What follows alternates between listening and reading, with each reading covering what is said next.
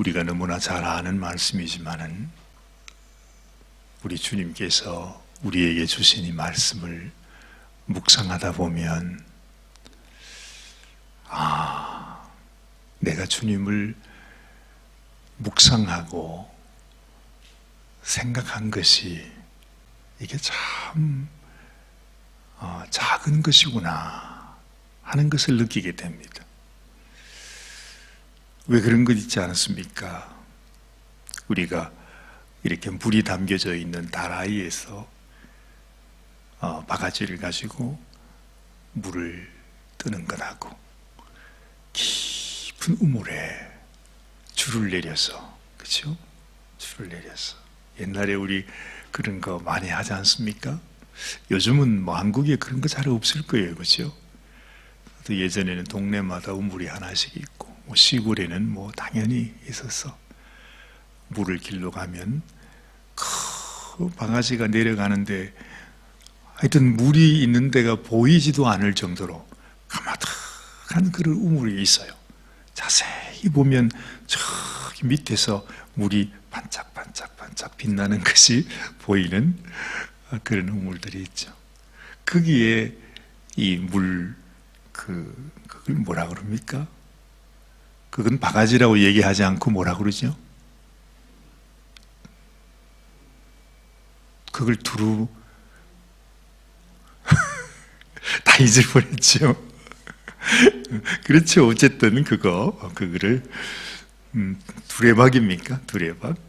그걸 내려가지고 이제 물을 담았죠. 그래가지고 또 겨우 이렇게 올려가지고서 그 먹는 그 우물물의 맛은 그냥 바가지로 이렇게 퍼서 먹는 것하고는 정말 천지 차이입니다. 우리가 늘 보는 말씀이지만은 고난주간이구나 하는 생각을 하면서 이 말씀을 읽으니까 세상에 이 말씀이 예전에는 그냥 이런 이게 목욕탕 물에 있는 물같이 그렇게 느껴졌는데 오늘 아침에는 깊은 우물물로 한없이 내려가는 것입니다. 우리가 하나님 말씀을 이렇게 읽고 묵상할 때 정말 주님 앞에 주님, 내가 주의 말씀을 깨닫고 싶어요. 주의 말씀을 통해서 내가 주님을 더 알고 싶어요 하는 마음을 가지니까 이 말씀이 예전에는 전혀 내가 생각지 못한 말씀이 내게 다가오기도 하는 것입니다. 여러분들은 어떻게 느끼셨습니까? 오늘 말씀 읽으면서 이 말씀이구나. 고난주간이니까 우리가 고난주간에 주님이 행하셨던 그 말씀이시, 우리 그렇게 생각할 수 있죠. 저는 이 말씀을 읽는데 가장 먼저 우리가 첫 절이 어떻게 돼요? 18절에 이른 아침에 성으로 들어오실 때에 시장하신지라. 그래요. 문득 제 마음속에 그런 생각이 들은 거예요. 예수님도 시장하셨구나. 그래요. 여러분 성경에 보면 예수님의 사생활에 대해서 나와 있는 것들은 잘 없습니다. 그렇죠? 공생애에 주님이 하여튼 이런 얘기들은 잘 나오지 않죠. 그런데 이제 주님께서 며칠 뒤에, 그렇죠? 이제 한 3, 4일 뒤면 주님이 이제 죽음으로 가셔야 되지 않아요. 그래서 그런지 이 성경에서 우리에게 이런 것들을 보여주고 계세요. 뭔가 주님의 그 뭐라 그럴까요? 우리가 그저 알고 지냈던 그 주님이 아니라 정말 그 주님의 모습, 우리를 위해서 인간이 되신 그 주님의 모습 속에 정말 공생애를 마치면서 그 마음 속에 가지고 있었던 그 뭔가 평소에는 말하지 못하셨던 어떤 그 짙은 그런 모습들을 하나님 보여주시는데 그것이 바로 지난 주일에 우리가 살펴봤던 예수님이 성전에 가셔서 성전의 모습을 보시고 아주 분노하시면서 하셨던 모습. 그건 평상시의 주님의 모습은 아니셨습니다.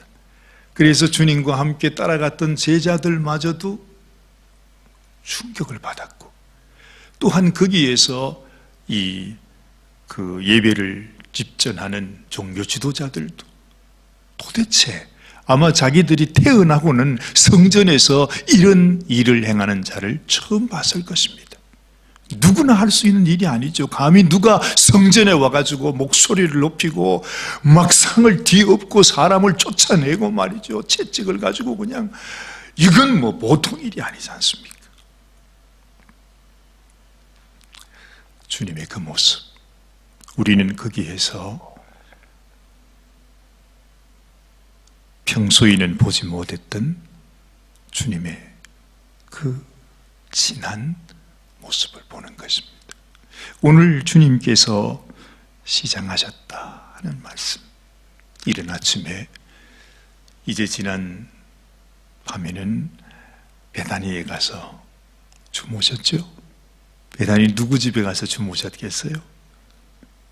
마리아와 마르다, 시몬 문둥이, 어쨌든 베다니에 가서 식사도 하시고 그들과 함께 그 문둥이 된 자, 고통받는 자, 가난한 자, 비천한 자, 어찌 보면 세상에서는 버리움을 받고 무시를 당하고 전혀 관심 밖에 있는 그들에게 가셔서 주님이 밤을 지새고 그들과 함께 교제하셨어요.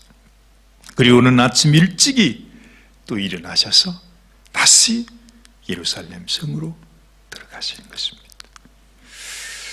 근데요,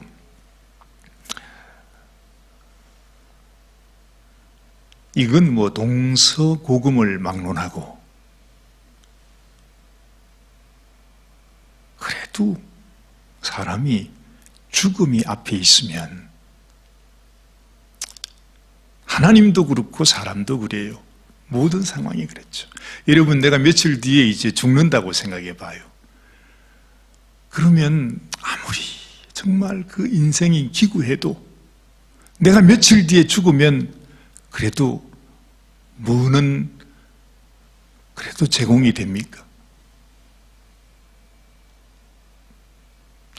며칠 뒤에 죽으면 이 사람 죽으니까 밥이라도 잘 먹여야 되겠다, 뭐 이런 게 상식 아닙니까?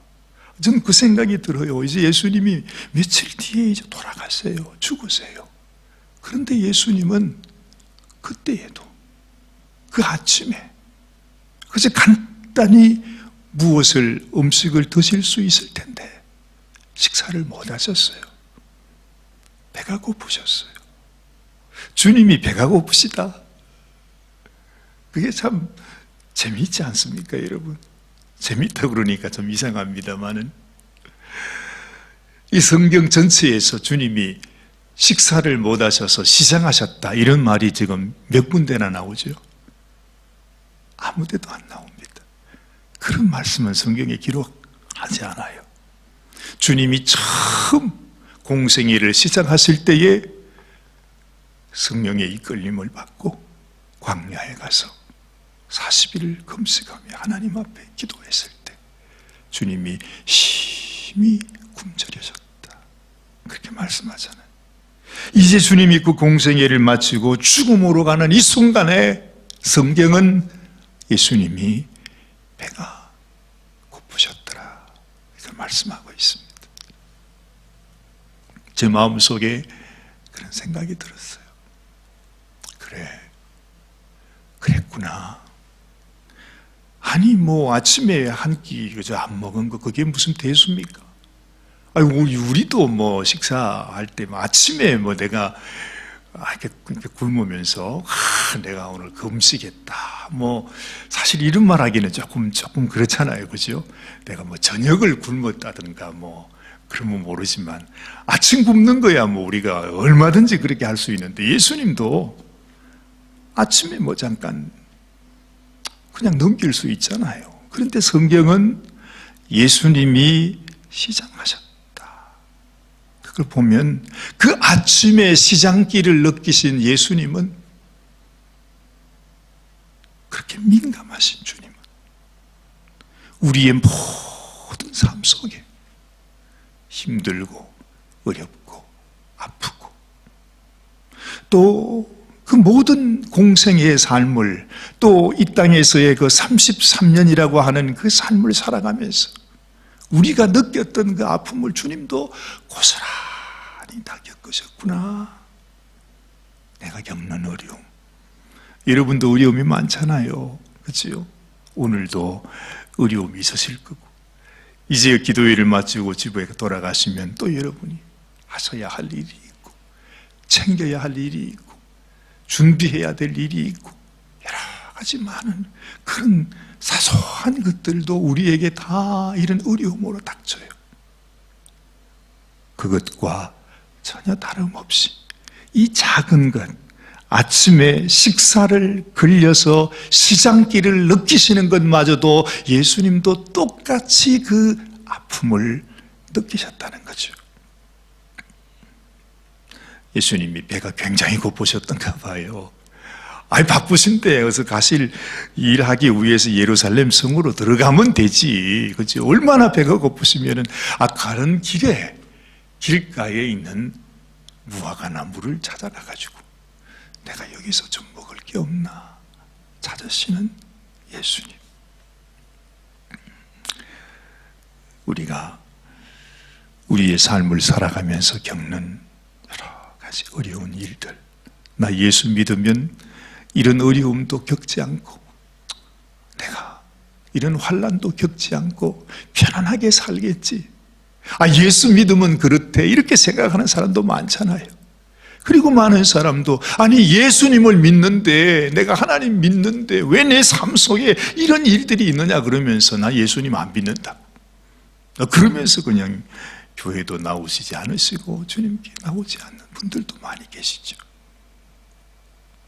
그럴 것 같으면 우리 예수님도 벌써 주님도 포기하셨겠지. 당신은 하나님의 아들이시고 하나님의 능력이 함께 하시는 분이신데도 그 아침 시장길을 견디지 못하셔서 무화과 나무에 가서 열매를 찾으셨던 주님. 인간적인 눈으로 보면 얼마나 비굴한 모습이에요. 사실은요. 내 삶 속에 우리가 그럴 때 있잖아요. 어쩔 수 없이 내가 누군가에게 가서 무엇을 얻어야 하고 부탁해야 되고 이렇게 해서 내가 살 수 있는 이런 거. 주님도 그러셨다니까요. 시장기가 있으면 그래서 생각만 하시면 통닭 한 마리 나오라. 그러면 그냥 그게 쫙 와서 예수님이 드시면 얼마나 좋아요. 그런데 그렇지 않다는 거죠. 우리의 삶 속에 여러분 우리가 주님을 믿고 따라갈 때에 우리의 삶 속에 이런 어려움과 또 이런 고난이 우리에게 다가올 수 있다는 것입니다. 예수님도 이 바쁜 이 마지막 이제 3, 4일 남은 그 날에 얼마나 주님의 마음이 바쁘시겠어요. 그렇죠? 그럼에도 불구하고 이 작은 일이 여전히 주님 앞에 그것이 자기가 해결해야 되는 일로 다가왔다고 하는 것이 제 마음속에 주님도 그러셨구나 하는 생각이 듭니다. 여러분들이 혹시 살아가며 이런 어려움이 있으시게 된다면 함께 위로받으시면 좋겠습니다. 주님도 그러셨는데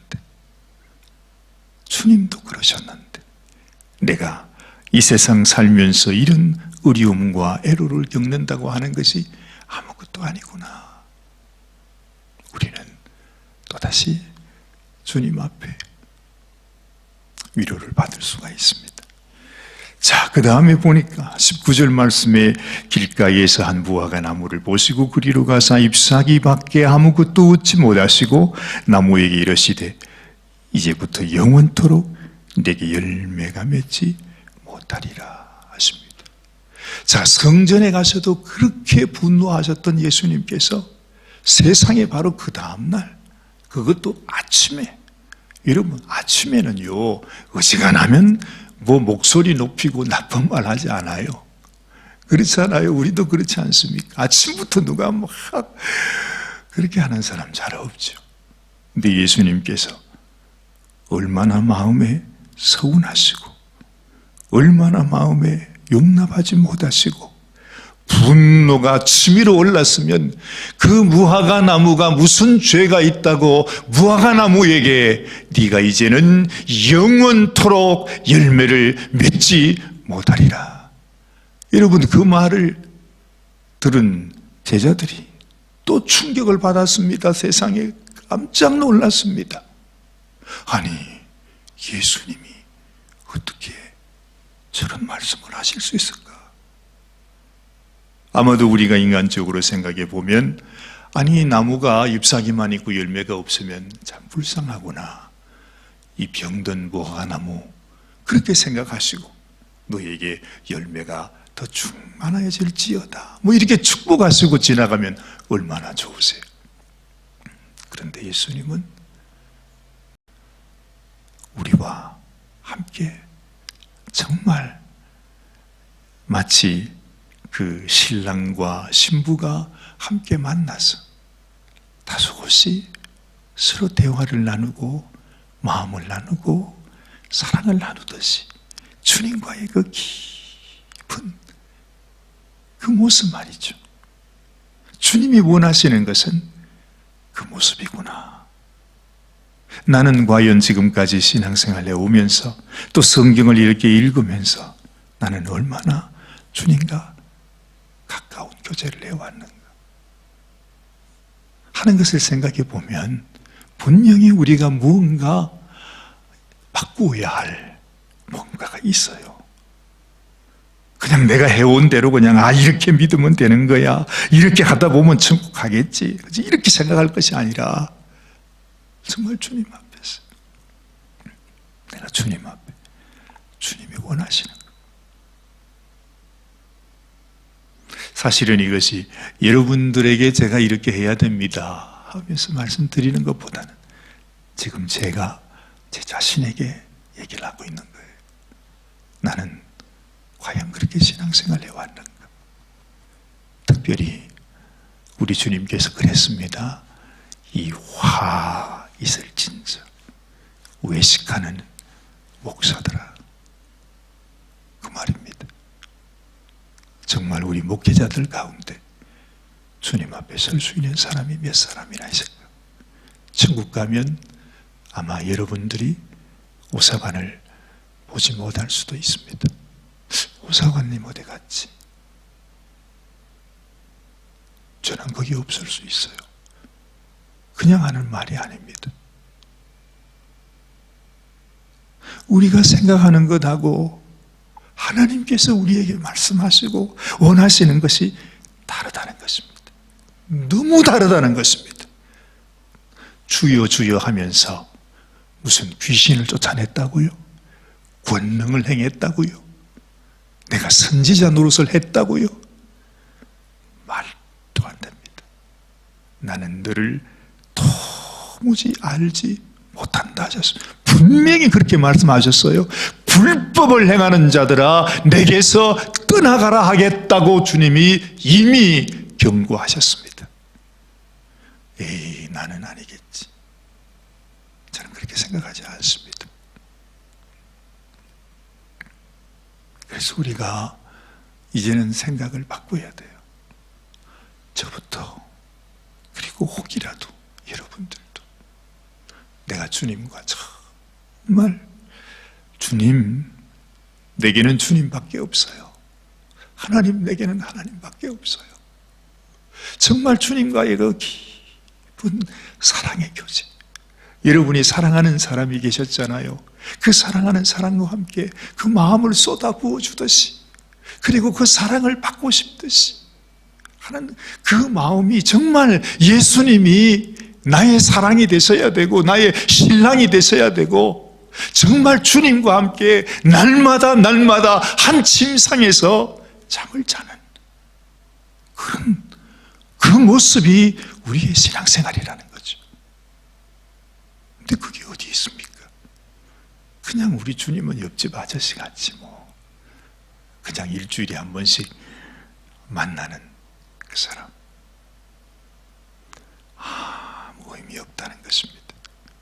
열매 없는 무화과 나무가 의미하는 바가 바로 그것이다. 주님은 시장하신데, 주님은 나무 보기를 원치 않는데, 열매 필요한데 열매가 없어. 주님에게는 정말 주님과 함께 사랑을 나누었던, 그래서 서로 아는, 그렇죠? 그래서 부부가 서로 알듯이 그렇게 아는 성도, 그 성도를 주님이 나의 신부라 그렇게 말한다는 거죠. 주님께 가까이 나가는데 돈 드는 것도 아닙니다. 주님께 가까이 나가는데 무슨 큰 노동이 필요한 것이 아닙니다. 여러분, 우리의 마음의 비늘을 좀 벗기십시다. 우리의 옷도 좀 벗고, 이제는 그 어떤 이유도 아니고 정말 주님 앞에서 내가 다시 주님께 벌거벗고 주님께 서서 주님께 나가야 할 때다 하는 생각을 가져야 된다는 거죠. 그러면서 제자들이 예수님께 그렇게 묻습니다. 아니, 어떻게 이런 일이 있습니까? 왜냐하면 주님이 말씀하시는 그 순간에 무화과 나무가 죽게 된다는 것, 죽었다는 것을 제자들도 알게 되었으니까요. 그러면서 제자들이 묻잖아요. 근데 예수님은 또 엉뚱한 대답을 하세요.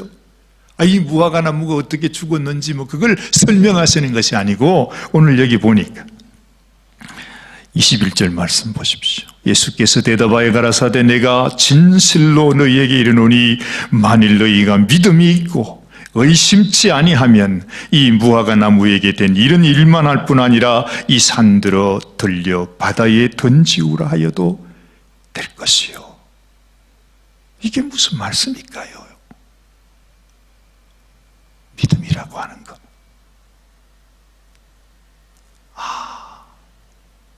예수님이 하나님을 믿으시기에 하나님의 마음을 갖고 그 열매 없는 무화과 나무를 향해서, 그리고 열매 없는 종교 지도자들을 향해서, 열매 없는 생명 없는 그 성전을 향해서 주님이 그렇게 분노하셨듯이 우리가 주님만 바라보면서 내 마음속에도 예수님 당신이 나의 하나밖에 없는 신랑입니다 하는 그 고백을 가지고 주님 앞에 나아가는 것, 주님을 바라보는 것, 믿음이라고 하는 것. 의인은 그의 믿음으로 말미암아 살리라고 하는 그 믿음은 정말 내게는 주님밖에 없다. 주님과 내가 하나가 될 때 우리의 생각, 이것은 곧 하나님의 뜻이 될 것입니다. 하나님의 생각이 될 것입니다. 우리가 주님을 믿는, 정말 주님을 참으로 믿고 사랑하는 자에게는 어떤 불가능도 없습니다. 정말 우리가 하나님 앞에 기도하는 것, 그 모든 것은 하나님께서 축복으로 갚아주실 것입니다. 예수님이 그러했듯이 예수님이 하나님을 향하여 하나님, 당신께서 지금 저희의 기도를 듣고 계심을 압니다.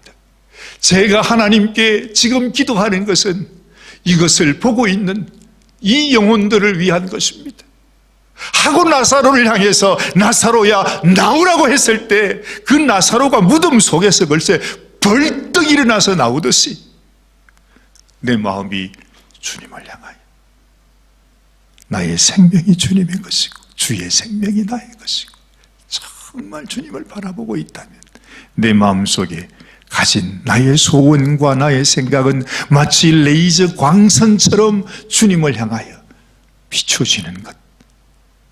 그래서 주님께서 나의 소원을 통해 주의 뜻을 이루어가게 되신다.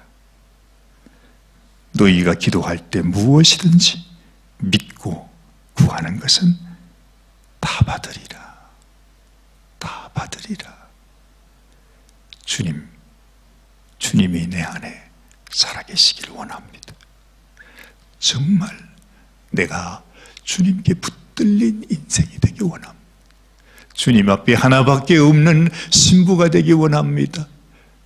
우리 주님께서 하나님을 향하여 가졌던 그 믿음, 그 믿음이 나의 믿음이 되기 원합니다.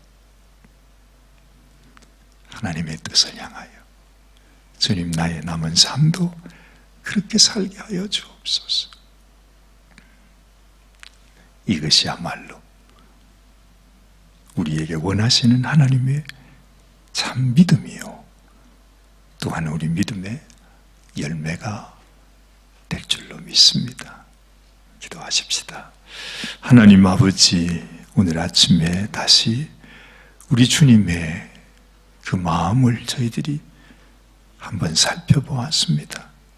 우리 주님은 우리가 일상생활 속에 겪는 여러 가지 소소한, 때로는 힘들고 때로는 참 마음을 어렵게 하고 때로는 우리를 비참하게도 하고 때로는 정말 견딜 수 없게 만드는 우리의 모든 그 일상, 우리 주님도 똑같이 겪으셨구나. 그러면서도 언제나 하나님의 뜻 가운데 하나님께서 주신 그 길을 걸어가면서 주의 뜻이 이루어지기를 원하셨던, 그래서 성전을 향하여서도 거침없이 책망하시고 무화과에게 저주하셨던 우리 주님의 그 모습이 하나님 앞에서 겸손이셨구나, 하나님 앞에서 온유함이셨구나. 정말 우리가 하나님의 뜻을 순종하기 위해서 하나님 우리 자신을 조금도 어김없이 주님의 마음과 함께하고 주님의 뜻과 동행하는 저희들이 되게 하여 주시옵소서. 주님, 우리도 믿음으로 살아갈 때 하나님, 이 세상이 아무리 우리에게 큰 산 같은 풍랑으로 다가와도 하나님, 주를 향한 레이저 광선처럼 내가 주를 향하는 믿음으로 담대하게 선포하며 살아가는 저희들이 되게 하여 주시옵소서. 열매 없는 무화과 나무 같은 믿음이 아니라 진실로 하나님의 마음을 시원하게 해드리는 속 시원한 냉수와 같은, 그 여름 냉수와 같은 그런 믿음을 우리에게 허락하여 주시옵소서.